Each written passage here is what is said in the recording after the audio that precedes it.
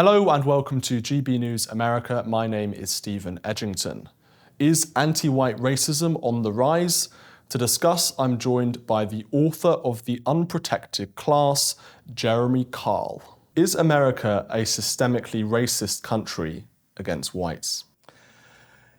Yeah, I think that's actually probably fair to say. I have some problems with even the kind of term systemic racism, which is why I paused just a little bit there before answering it. But I would say that it's systemically discriminatory against whites. And you see this through what we call affirmative action. I think there's a different name you guys have for it in the UK. You see this in the way that Hollywood is treating white people and everything in the military. This is really kind of the subject of the book is to kind of look at all the ways in which that's happening.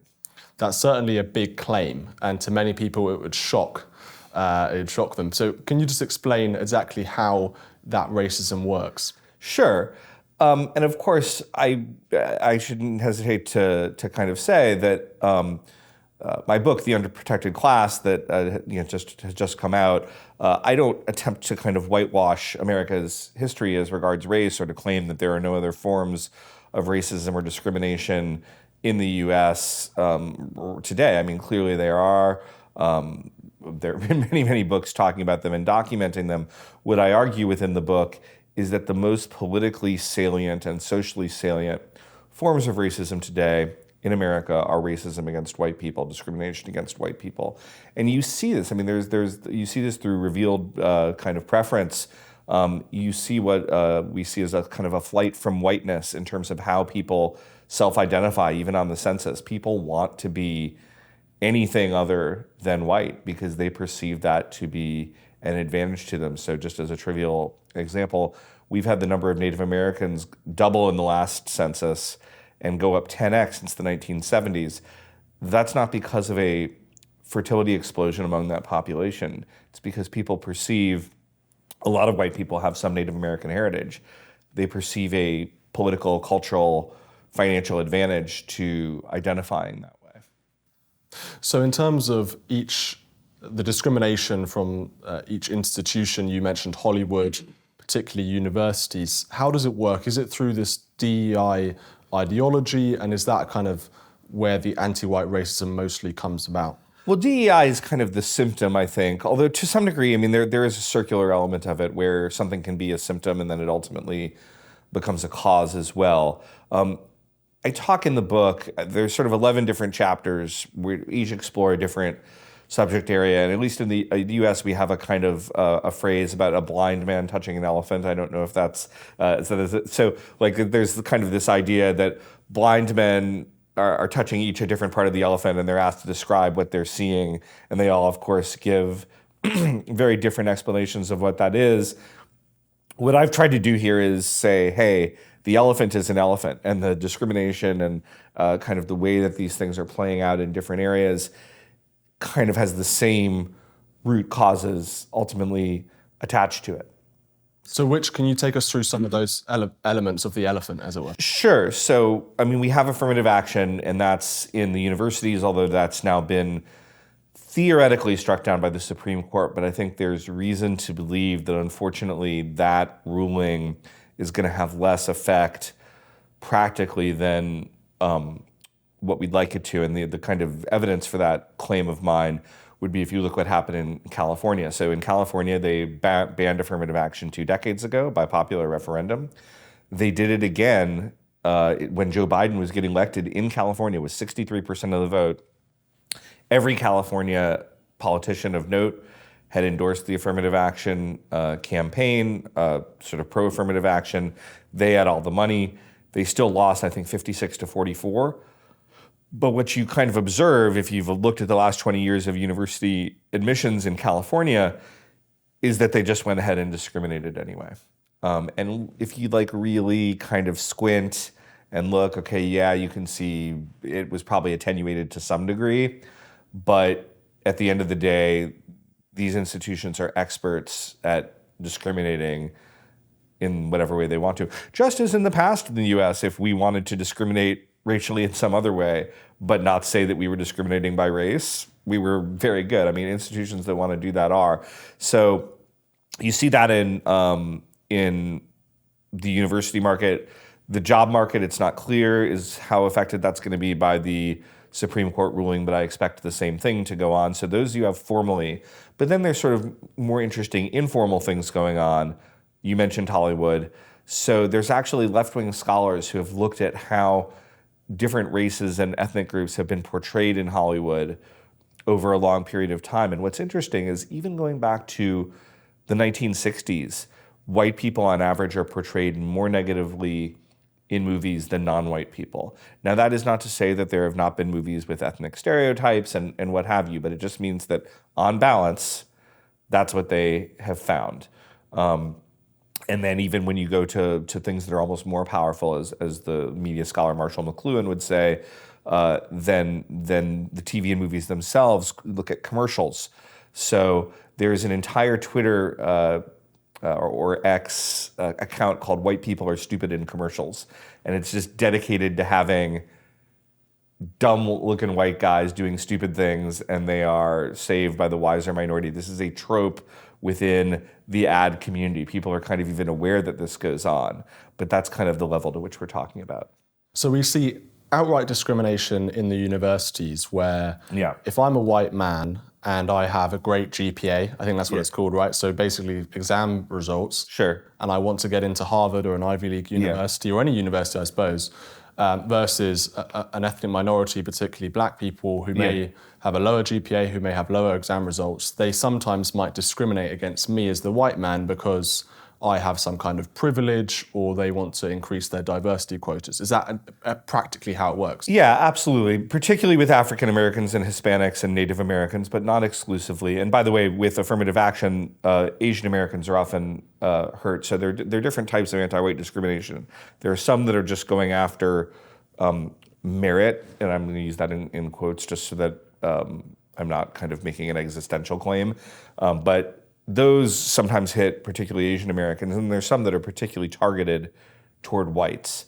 But yes, you will have a dramatically lower chance. And in fact, it's not just like people talk about it being a thumb on the scale, but it's not. It's like if a big elephant jumped on the scale. So when the Supreme Court case was being adjudicated, the difference between some of these groups in terms of the benefit would be the difference between the sort of score that would get you admitted to Harvard versus SUNY Stony Brook. And if your listeners don't have any idea what SUNY Stony Brook is, that's kind of the point.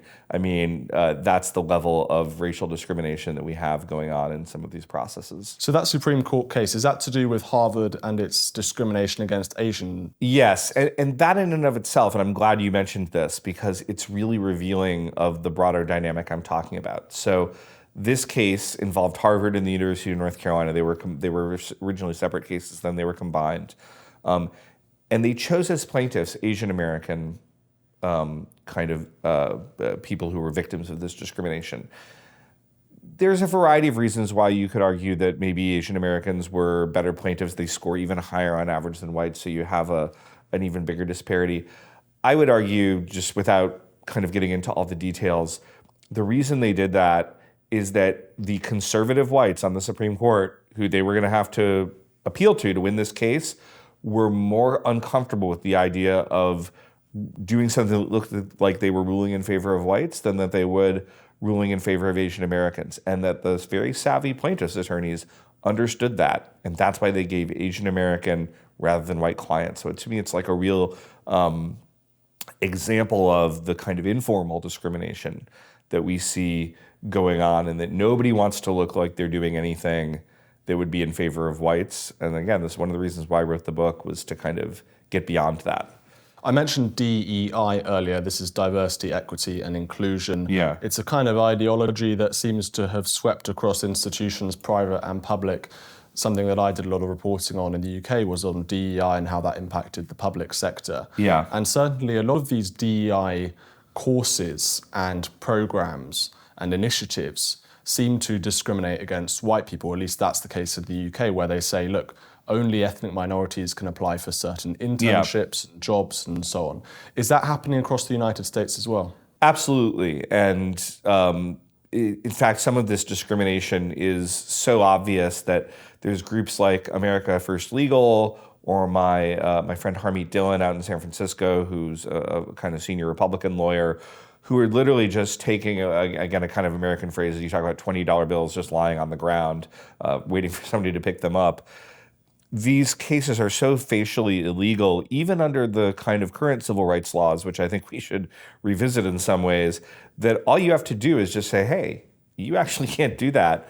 And often what we're finding is they just back down because they know that if it goes to court, they don't actually really have much of a chance of winning.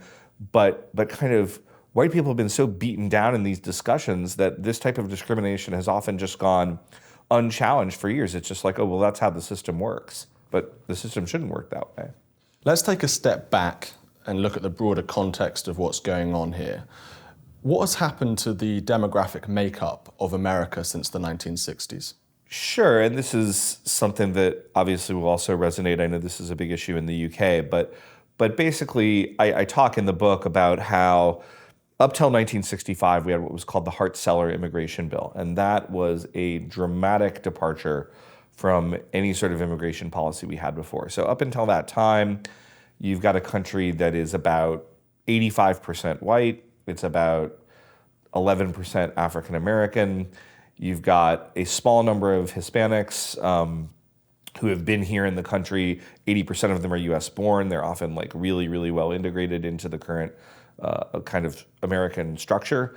And then, small numbers of Asian Americans and Native Americans, but like hardly enough to even count.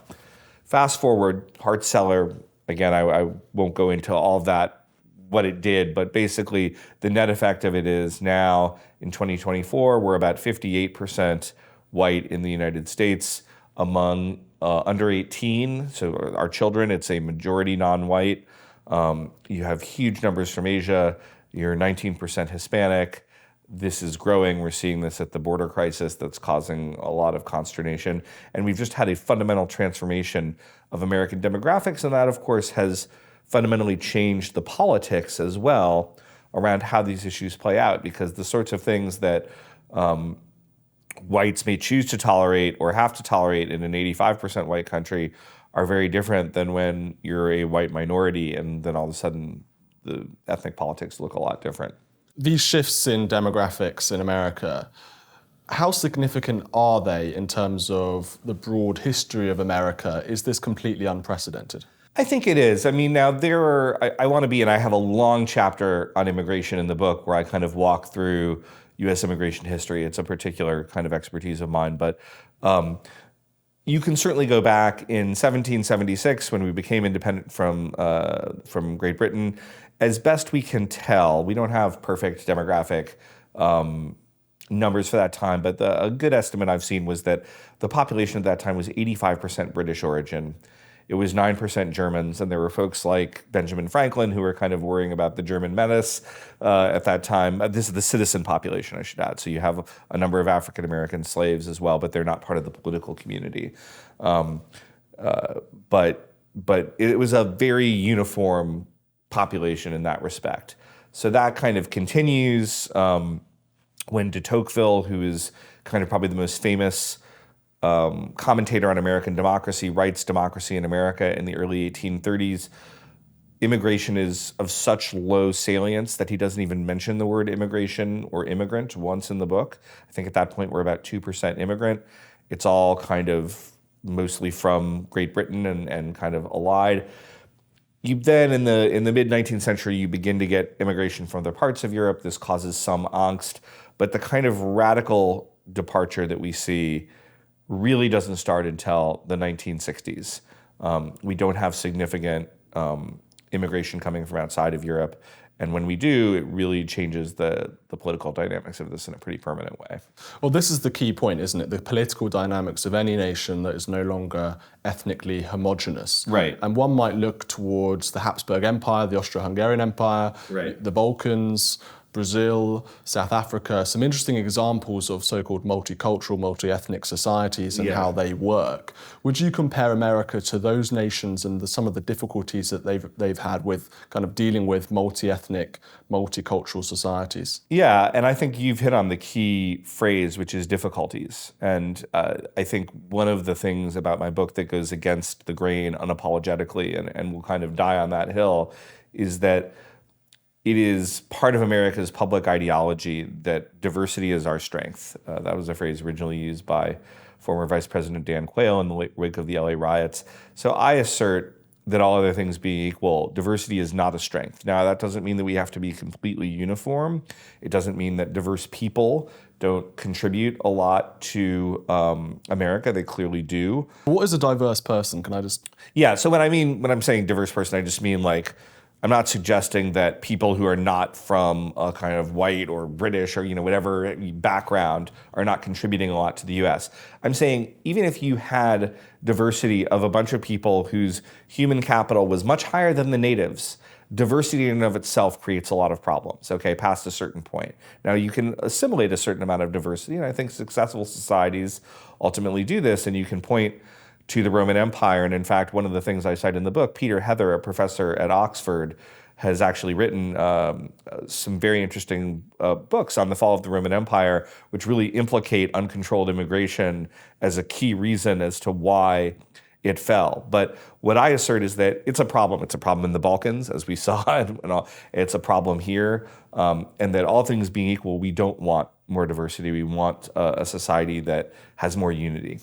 Now, of course, the alternative view, and definitely one that it sort of dominates, I think, around the world of America, is that America has always been a nation of immigrants. Yeah. We talk to, they talk about Ellis Island, and sort of we'll take the weak and the poor, and we'll turn them into these kind of American dreamers who, and so on. So, do you think that is a myth then, or is that reality? Well, I'm so glad you asked this, because I spend a lot of time in the book exploding that myth in particular.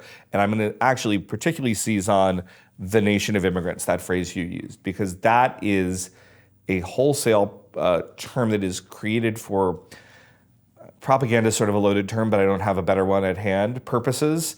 In the late 1950s, basically at the time, John F. Kennedy is a senator. He's thinking about running for president. He wants to appeal to ethnic Central Europeans, particularly Catholics. He's himself a Catholic, in a presidential race that he knows he wants to run.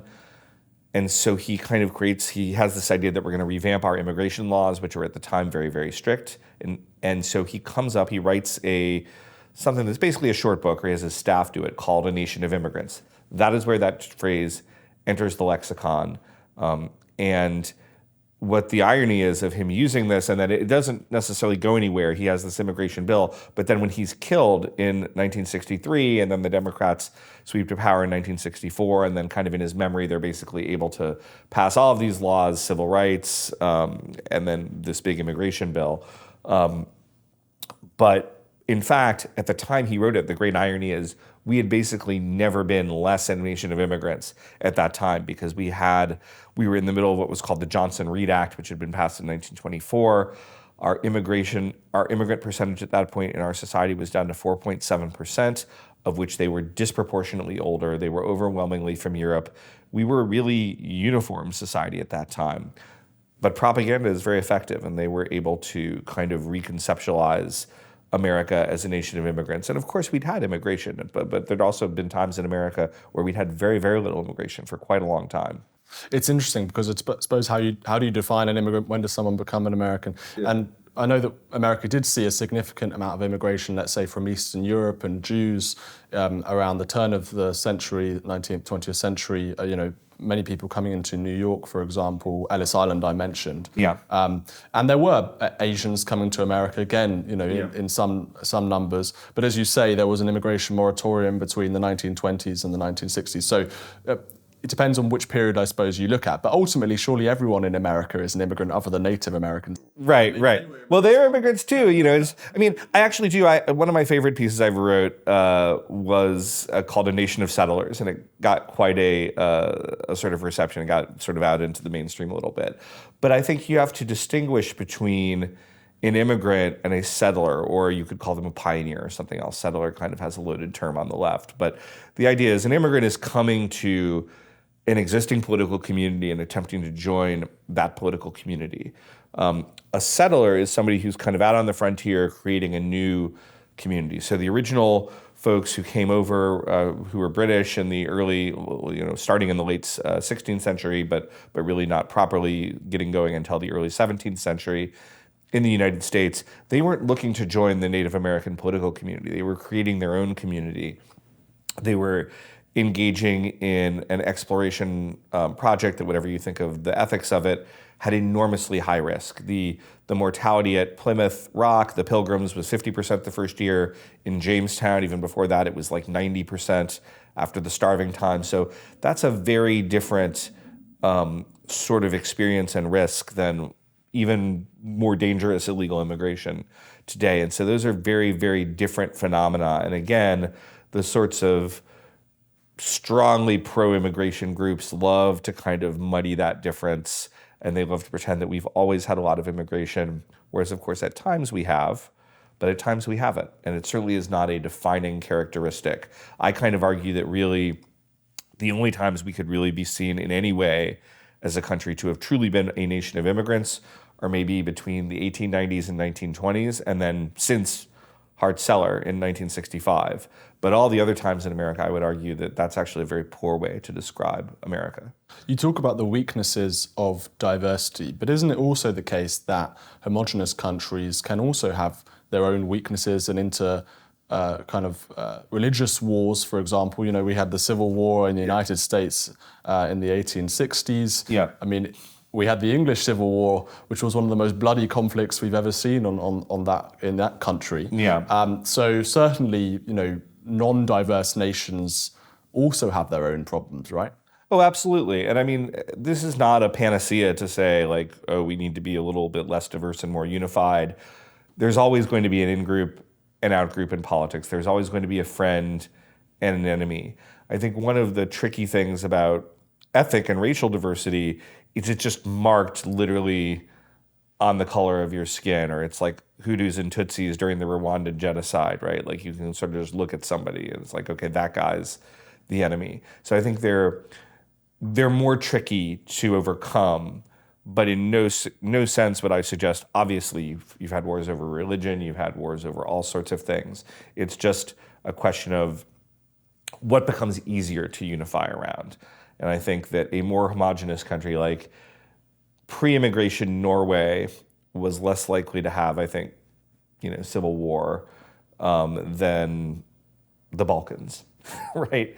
So I mean, many people point to Japan today and they say, look, there's very low crime rates and they have a very sort of unified, homogenous country. It's very safe, it's very clean and so on. Maybe that's about Japanese culture, I don't know. But if you throw some diversity in there, I wonder what would happen. Well, and we're beginning to see it. But yes, I mean, I think more homogenous communities have high social trust, and I think that's generally a good thing. And again, I'm not trying to be an absolutist about this and say, oh, well, we should never have any immigration. Even less am I trying to say that immigrants themselves are bad. I don't do any immigrant bashing in the book. Look, I've lived in India. I've traveled all over the world. I fully understand why people want to come to this country. I don't blame them for wanting to come to this country. I think a huge number of immigrants contribute a lot to this country. That's not the question. The question is, on balance, does the hyper-diversification we're going, is that in America's interest, regardless of the quality of the immigrants themselves? And I would argue that it's not. Have you been accused of racism since writing the book? This is a very controversial topic, I know. What's been your experiences talking about so-called anti-white racism? I'm sure that you've had a lot of pushback on this. Yeah, I mean, outside of the pretty firm right, of which is my social and political world in certain ways, it's not cocktail party conversation in an easy way. I think even less in the UK, where you guys are very, you're very cognizant of not giving offense and things like that as part of the culture. I I've actually been really pleased with the early reviews of the book that kind of understand that I've taken a very sensitive subject and tried to write about it in a way that avoids histrionicness, that avoids racism, avoids like saying a bunch of things just to like rile people up. That's very forward looking and suggests real solutions that we could have to address this. Having said all that, of course, the Biden campaign attacked me for an appearance I did on Charlie Kirk's show, who's kind of a prominent American conservative commentator. Media Matters for America, which is another kind of left-wing group. The more prominence the book gets, I'm expecting that this will continue to go up. This is just the price of doing business, and I accepted that. I felt really strongly about the issue. I felt it was important that somebody speak out on it, and that's why I did it. Certainly talking about race in America can be highly emotive because it's something that impacts everybody, right? And it seems like race is certainly, people are more aware of race in America than in the UK. I know that maybe that's changing, but when I ever visit America, it seems like such a more important thing. And I think that's partly to do with the history of racism against black people. And, America does have a history of slavery, a history of the Jim Crow laws. So are you not sort of stirring up, I suppose, this very, very difficult and hot topic, particularly when you look at it in the context of what white people did to black people in America? Yeah. Wow, I feel like I'm the PM at question time now. I'm getting the hard questions. I think that the history of slavery and Jim Crow and all these things, these are like really well understood. They're talked about. There was a time in which certain of these things would have been whitewashed. I think I'm 51 years old. Certainly when I grew up, like, that had long since passed. I mean, we were taught American history, warts and all. I think everybody kind of understands that as the baseline. The question is, and I'll quote, as I do in the book, the African-American conservative Thomas Sowell, who was a huge, huge influence on my writing this book. And he says sort of the quest for cosmic justice almost invariably leads to greater injustice. So I would argue that obviously we've had injustices in our past, but if we attempt to kind of cosmically think we can level the scales, what we just end up doing is creating even more injustice. I would also argue that probably, people have asked me sometimes in interviews like, well, when did this change? Because clearly there was this time of anti-minority racism. I don't think there's any one point where you can say, wow, it just, it flipped like that. But I would say probably starting in the 1980s, 1990s, which is really quite some time ago now, on balance, it really began to flip.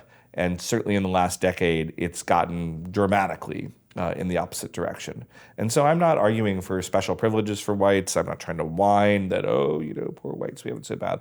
I'm trying to get white people and non-white allies to be willing to stand up and say, hey, we're not going to be treated in a second-class manner in the United States, and we're not going to apologize for that. Because certainly African Americans would argue, or some of them would argue, that historically they've been oppressed, and definitely that's the case. Sure. And that they are living with that historic oppression today. Right. The results of that, economically and socially, they're still having to deal with that terrible history. Right. And they would say that actually white people have white privilege because they've been the kind of dominant class economically, socially, and so on. So what do you make about this argument that actually you have benefited, I have benefited as white people from our privilege, from our race, and this is kind of just a matter of, I suppose, balancing out history? So I don't think it's a coincidence that the term white privilege actually first makes its appearance in, I believe it was 1987. Again, I write about it in the book. Peggy McIntosh is a professor at Wesleyan University, or maybe Wesleyan, maybe Wellesley, I apologize, but a sort of prestigious Northeastern liberal arts school, kind of introduces this term of art into the vocabulary. And I would argue this is right around the time that white privilege is actually disappearing on balance.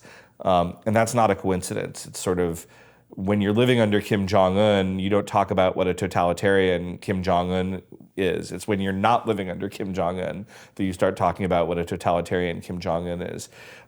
In the same way, when we are when we're sort of in a thing of white privilege, nobody's talking about it because that's you have. I talked earlier in our interview about all these white people effectively trying to pass as something else. In the early 20th century, there's an entire genre of literature about light-skinned black people or Native Americans or whatever trying to pass as white because that was the privilege at the time. I think it's pretty clear that's not what's going on now. In addition, beyond that, a lot of times these arguments are used in a substantively disingenuous way, and I'll just give you one example. So a lot of times people will look at what we would call the illegitimacy rate. So in other words, where a father, usually it is a father who's absent from the home with a child among African Americans, and they'll say, well, that's a legacy of slavery and it's a legacy of racism, blah, blah, blah, because that's like 70% now or higher among African Americans. Problem with that argument is if you go back to 1940, a time in which American society was absolutely still discriminating against black people in lots of ways, that illegitimacy rate is about 15%, way lower than it is for white people today. And so if you're going to say, well, this really bad social factor is just a part of the legacy of slavery, that legacy of slavery should have been a lot closer in 1940 when this problem was much less. So that suggests there's a lot of other things going on. By the way, it also suggests that there's nothing genetic that is necessarily going on in play, but it's social factors that are sort of playing in a lot of the dysfunction that we're seeing. Presumably you don't deny that you've benefited from the wealth of your ancestors. Obviously that gets passed down through the generations, and African Americans could argue that actually they haven't had that advantage in life. They haven't had historic levels of wealth that can be passed down through their families and generations and so on. So are you not benefiting from something that they have no access to? Sure. So again, this is a sort of argument that's made, and I guess I'd say a couple things in response to it. The first would be, like, if you want to make the equation about wealth, then let's make the equation about wealth. That's what's called sort of socioeconomic affirmative action.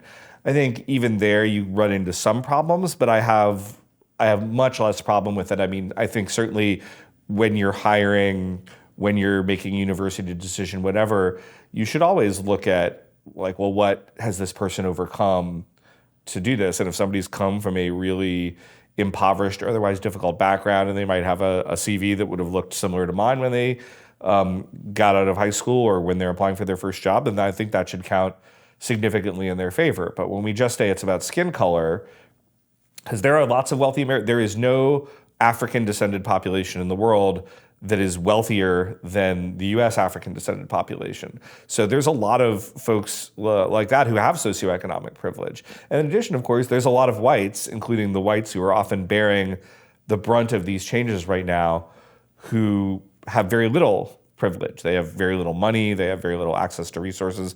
I didn't inherit some grand amount of money. I didn't grow up on a baronial estate. My wife was born in very, very modest circumstances. So I think these sorts of claims, while they're tempting for advocates to make, they really fall apart on greater examination.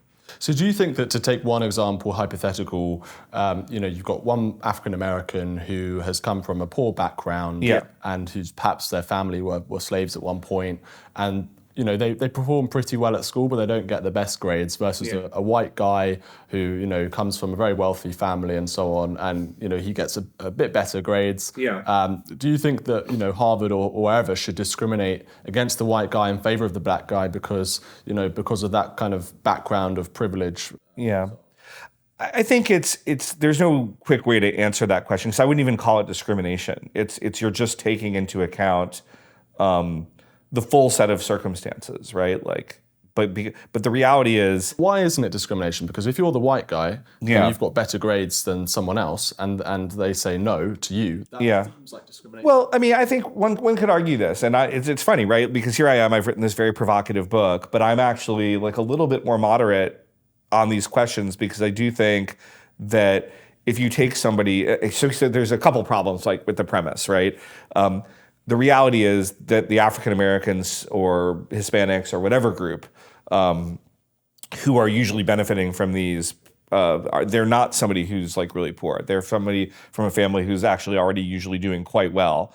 And of course, there's a lot of poor whites who are not benefiting from this. But so having said that, if we just accept, the premise just for the sake of argument, I think it obviously depends. If you're like designing a rocket, I probably just care like how, like what is your test score to do this?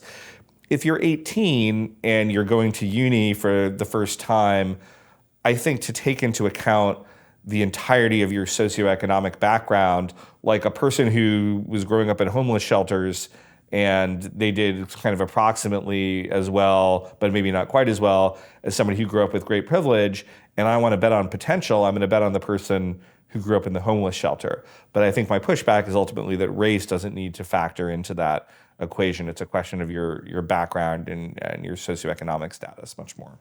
We've been talking a lot about concrete examples of where discrimination might occur. University admissions in the private sector. I think there was some statistics, maybe you can remind me, but in terms of companies in the financial sector hiring people, a lot of them weren't white in the last few years, I don't know. So there's some interesting sort of everyday practical examples of where this discrimination occurs. But you also mentioned cultural discrimination and this kind of mainstreaming of anti-white language. And I think we've seen that in significant ways through critical race theory, white privilege, this term, it seems, they're against what they call whiteness. They always talk about whiteness. And I've seen that, in Scotland, for example, the former First Minister, there's this famous clip of him talking about all of the different government positions in Scotland. X person is white, someone else is white, and he says it in this sort of vitriolic way. So can you talk a bit about the cultural, acceptable anti-white discrimination and racism that's going on? Sure, and I just to pick up, the Scotland example I think was particularly trenchant and made it over to the U.S. that people were paying attention because I believe Scotland is still like 96% white and presumably overwhelmingly ethnically Scottish. I have spent a fair bit of time out there. And so there was a particular irony, I think, there of sort of complaining that Scotland, there was something scandalous about it being Scottish. In the U.S., where we've done more kind of integration of different groups over time, I think it's a little bit different. But I talk again a lot about this in my entertainment chapter. Even if you look at a musical like Hamilton, which in certain ways this is a big Broadway smash, is actually an intermediate example in that in certain ways it's kind of lionizing the founding fathers, but ultimately kind of the only white character in that movie, it became a movie, but it was a show, who's like the bad guy is King George, and everybody else is minority, right? So that is sort of saying something. But I think beyond just those sorts of cultural examples, there's all sorts of other examples, whether it would be in healthcare or in particular, like I talk in my history chapter, you have monuments coming down. And at first these were just the Confederates, so the kind of rebels during the Civil War. And people like me warned, they will start there because those are the easy victims because their cause is not seen as particularly sympathetic in 21st century America, but it will not stop there. And a bunch of people on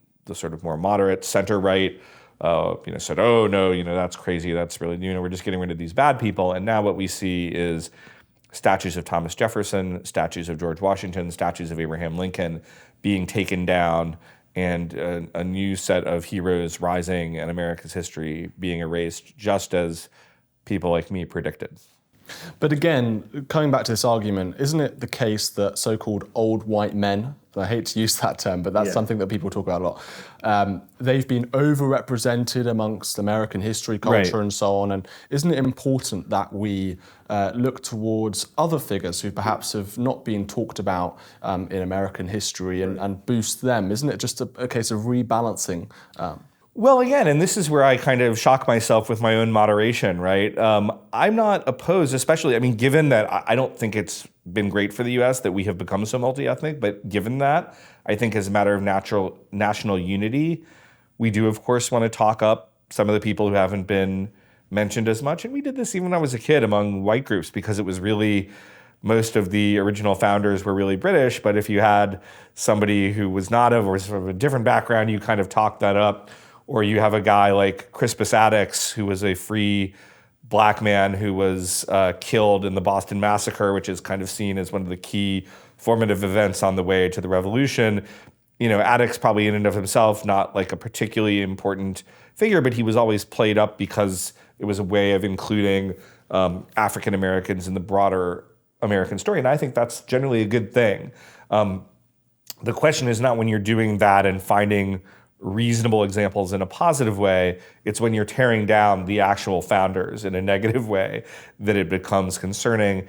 And also, again, it's like the George Will used to always say the four most important words in conservatism are up to a point.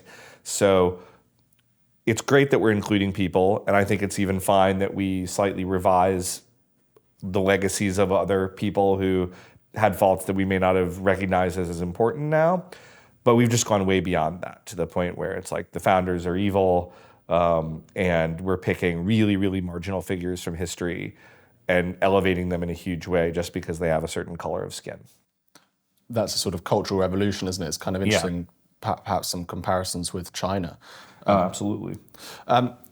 In terms of artificial intelligence, I know that we've seen some interesting cases with Google's artificial intelligence, which refused to show images of white people. Do we see the rise of kind of anti-white racism, this discrimination in artificial intelligence, and why is that? Absolutely. I mean, and the sort of internal stories that I've heard leaked out, I used to live in Silicon Valley, are kind of horrific. And it was, I think, interesting that as much as conservatives were making fun of that and having, a good time when it happened, generating all of these ridiculous images that were anti-historical because they wouldn't draw a white person, it only really became an outrage. And when the New York Times talked about an outrage, it only became when they were doing a picture of black soldiers in an SS uniform during World War II, and not because people were trying to be provocative per se in that way, but because they would not draw a white person, period. And that became the straw that broke the camel's back, and that we couldn't. Because that was seen as racist against black people, that they were represented in that way. Right, exactly. It wasn't that, the problem was not that, white people were being totally erased. The problem was that black people were being depicted in a way that seemed negative. Now, of course, I understand that. Black people were obviously not the Nazis. They were helping America fight against the Nazis. But I just think it's indicative of the broader cultural trend that we're talking about. And I think it's a problem. It's actually sort of an advantage for conservatives because to the extent we can deploy our own AI that doesn't have to kind of deal with the left's craziness on race, we're going to come up with more accuracy. We're not going to draw black Nazis or Asian American founders or anything like that. We'll be more accurate. Now, certainly, we've talked about examples in AI. You've talked about Hollywood. We've talked about some of the language that they use around white privilege and whiteness and anti-whiteness and all of these critical race theory books that have been published. Why no longer talk to white people about race and these things as a white person, and I hate using that phrase, it just seems bizarre to me, but it can be instinctively frustrating. And that's probably part of the reason why they want to do it. It's kind of to stir the hornet's nest a bit.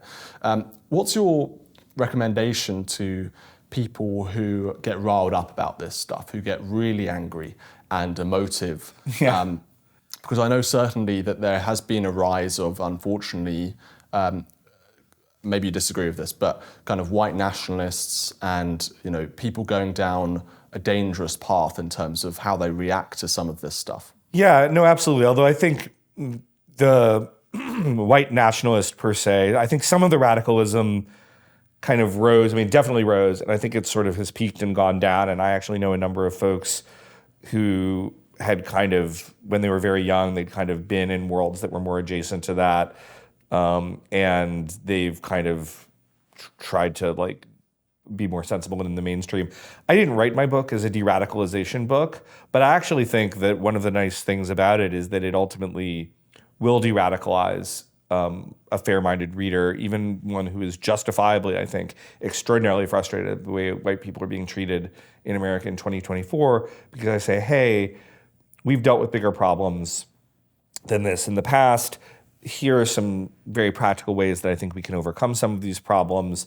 There is a choice. And I also to me, like white nationalism and anything adjacent to that, any of these sort of dark paths, it's almost like set aside the morality for a second. It's just not useful. We're a multi-ethnic society, like whether white nationalists like that or not. That's not going to change. There's not going to be some, Hutu versus Tutsi war. We're not going to recapitulate the Balkans. So we have to learn to live together. And I just start with that as my base premise and then try to figure out, well, how can we work and live together in the best way? Certainly, we've seen anti-Semitism rise as well, I think, particularly since October 7th.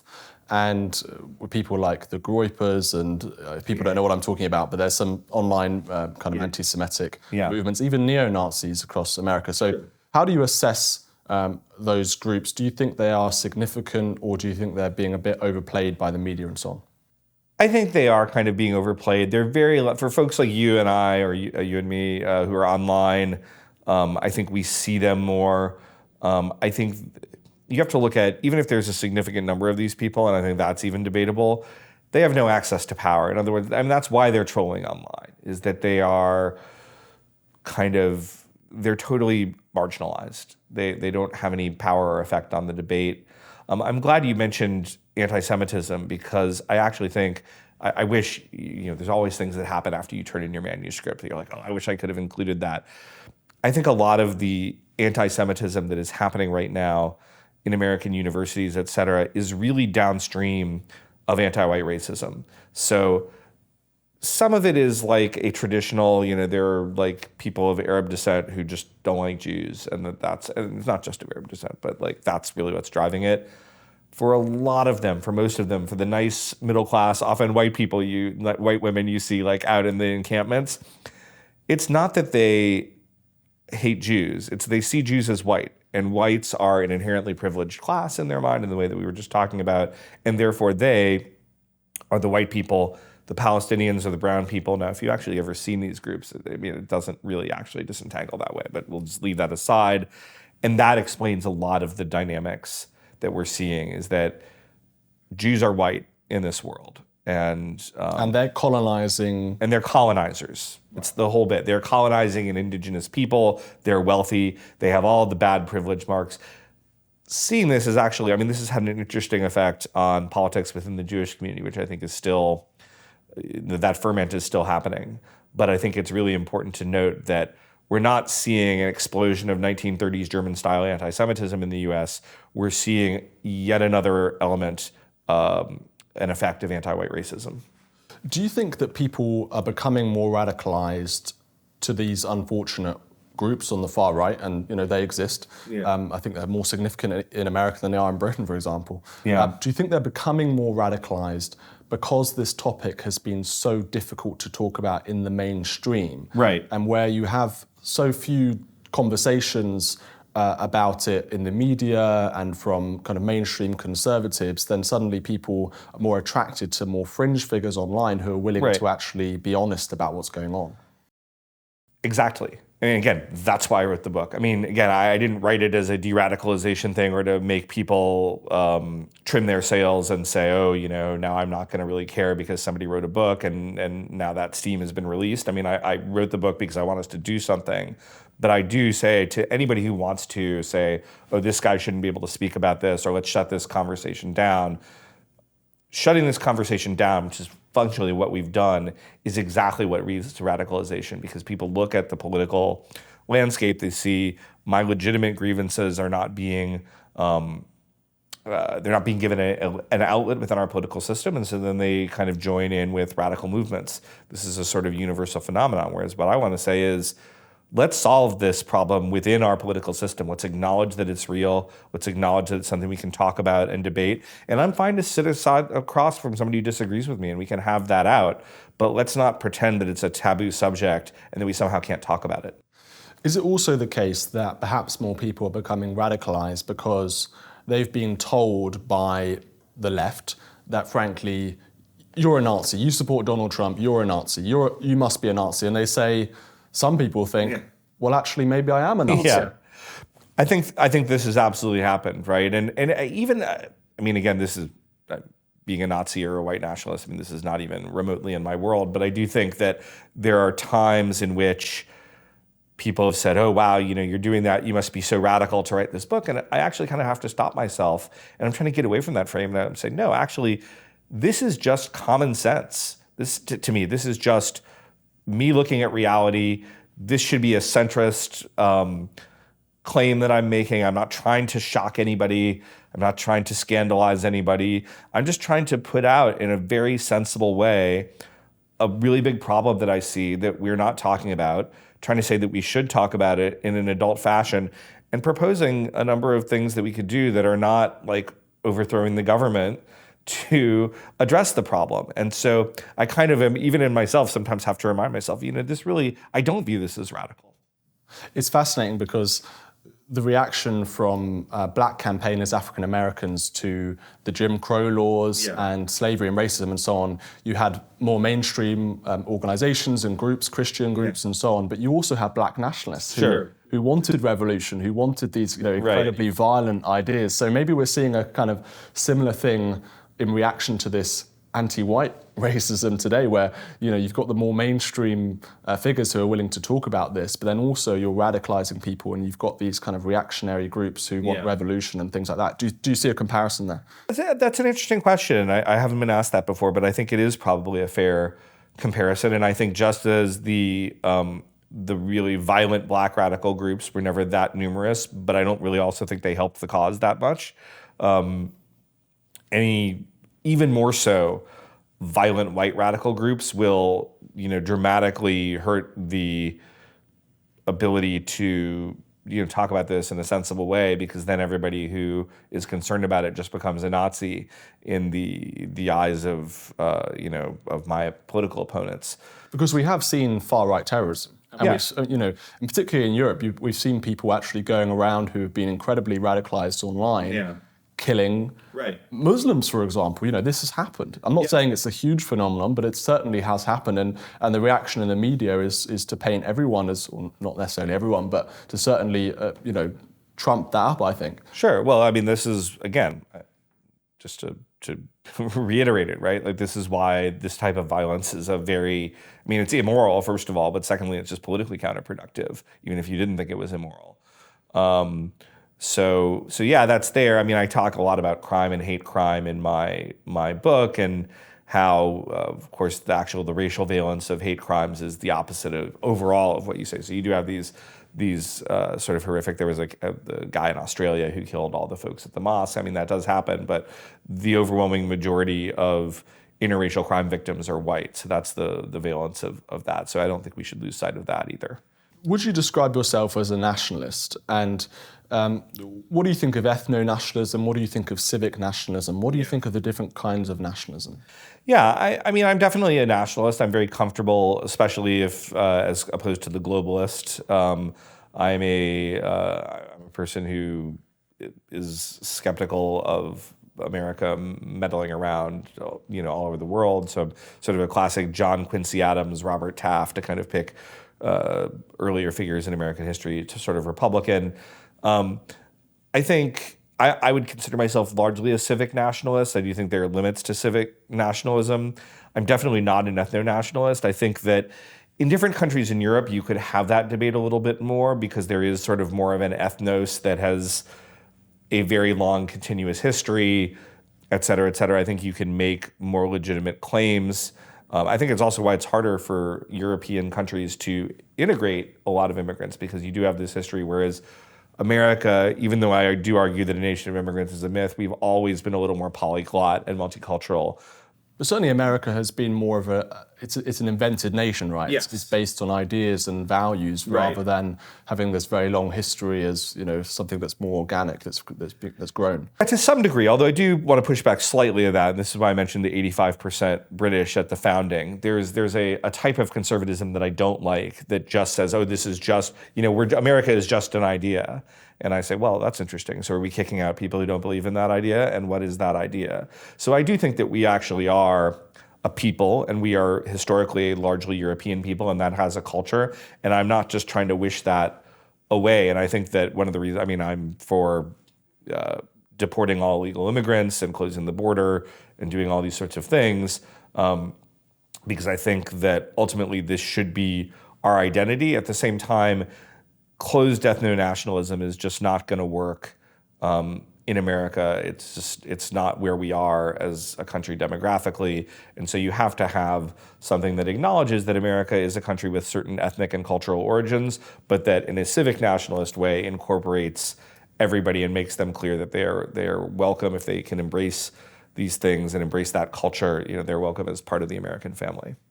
Are you suffering from white fragility? Well, that's another, again, it's one of these phrases that came up in the last 15 years. It's Robin DiAngelo wrote the book. I can't remember when she wrote it. It was a big bestseller after George Floyd. It's a ludicrous kind of concept to me. So I often say, right, like it's not that I have lots of privileges. And a lot of them I didn't earn. So, I grew up in an intact family. My family was not wealthy, but they had some resources. I was born with a good mind, and I had parents who had good minds, and I was taught certain values, and all these things were unearned privileges that I had. So I'm not at all uncomfortable in talking about my unearned privilege. It's just I don't happen to think that whiteness, on balance, there are times it helps to be white, okay? Like you're just walking through someplace and you're kind of the normative cultural thing. It's not that I'm in any way suggesting that there's no advantages ever to being white in the United States. I'm just saying, on balance, in the year of our Lord 2024, it's not an advantage to be white in America. It's not a privilege. Do you think we should be totally colorblind as a society? I think that's probably unrealistic. I think it's a nice goal in many ways in social organization to aim for, particularly in formal political organization. I think that in terms of things like affirmative action for jobs or university positions or whatever, we should be. We should just be colorblind. It's the best way to do it. I think socially it's an unrealistic expectation. Color exists. People are going to see it. Race exists, at least as both a biological and social construct. It's a combination. So we're never going to be completely colorblind ever. And it's not unique to American society. It's any society. So we shouldn't pretend that we are. But at the same time, I think that is within acknowledging that we do have a particular history that largely derives from Europe, I think being largely colorblind and being civic nationalist about who is allowed to embrace that history is really the only functional way that we're going to exist as a society. It's interesting you talk about race, and now many on the left would say this was a concept invented by Europeans, in the 18th, 19th century. Yeah. Race doesn't exist, and everyone is equal, right, in terms of their biology and so on. Right. Would you agree with that?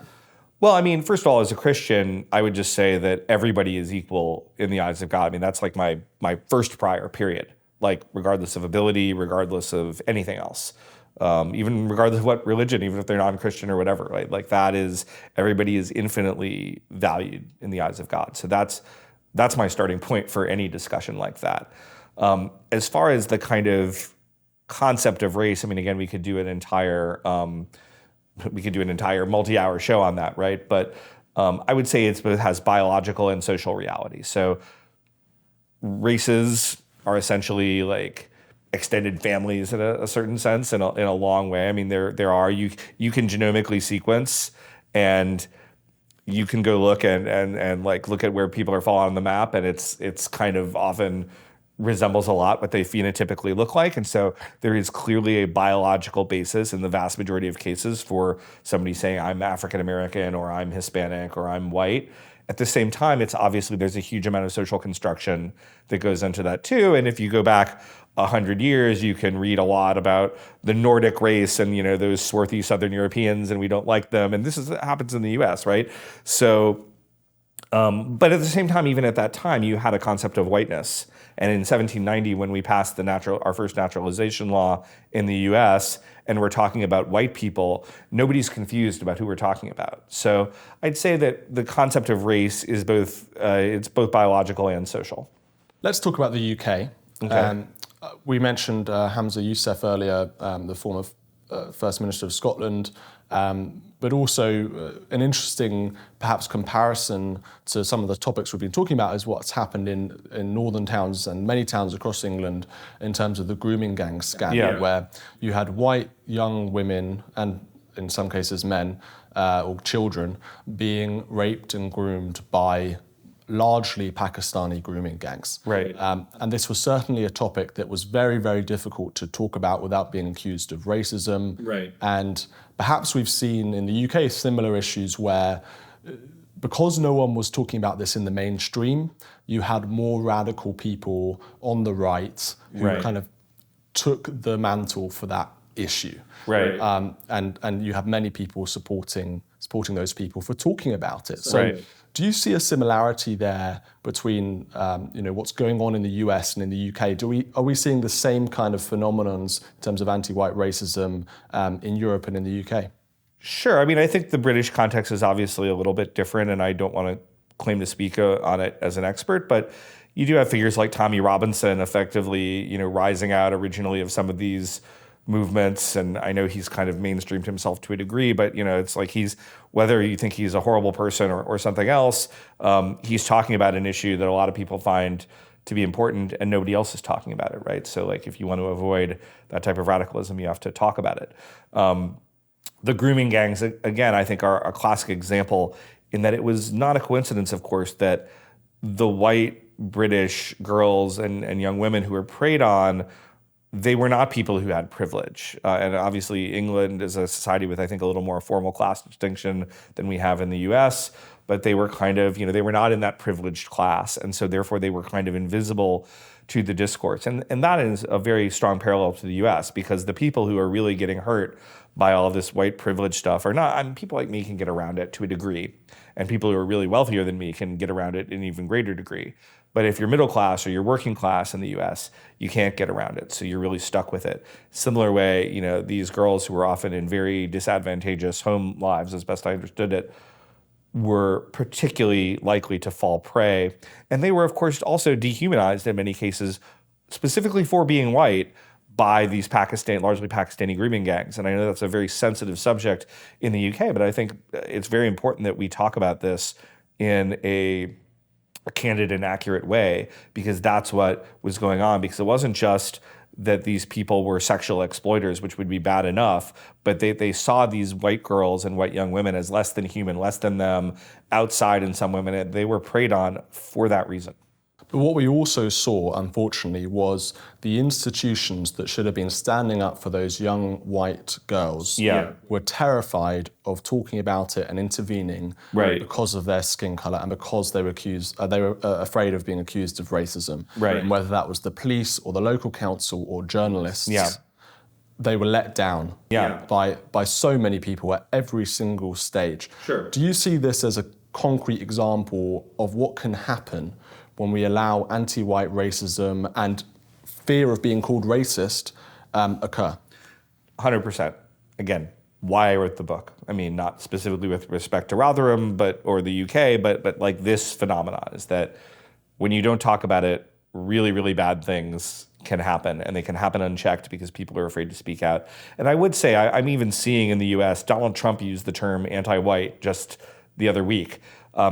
I'm sensing that there's more and more willingness to speak out, that people, like the racist thing has been used so much that people are just like, fine, you can call me that. It doesn't have the same bite anymore. It still matters, depending on your context a lot, but there is more freedom. And I think it's because people have seen, we haven't had a grooming gang scandal in the US, but we have some of the similar things about crime or in other areas where it's just, it's not tenable to continue going on like we're going. So people are going to begin to speak forthrightly because the only other option is social chaos. In the UK, we're going to have a general election likely this year. Probably Keir Starmer, the Labour leader, will win that election. Do you warn him against going down this DEI path, using some of the anti-white language? Yeah. Because it'd be interesting, I just want to understand, it'd be interesting to see perhaps what's happened in America under Biden could happen in the UK under Keir Starmer. So do you warn him against doing that? Absolutely. I think for Keir Starmer to open this up, it's a Pandora's box. I think he will, if he does it, even if he thinks there's a short-term political advantage to doing it, he will bitterly regret it. I think in many ways, again, I'm not an expert in UK politics, but I know that Labour's traditional white working class support has kind of evaporated over the years. And I think that's because they perceived that maybe Labour didn't really stand up for them and their interests. But if he thinks he can control that genie and put it back in the bottle, he's going to find otherwise. And in many ways, I think the slightly sobering thing, I don't want to end on a negative note for the UK, is that a lot of this stuff in the US we've worked through painfully over decades. And I think in some ways, I don't want to be too optimistic for us, but we're coming out on the other side of it.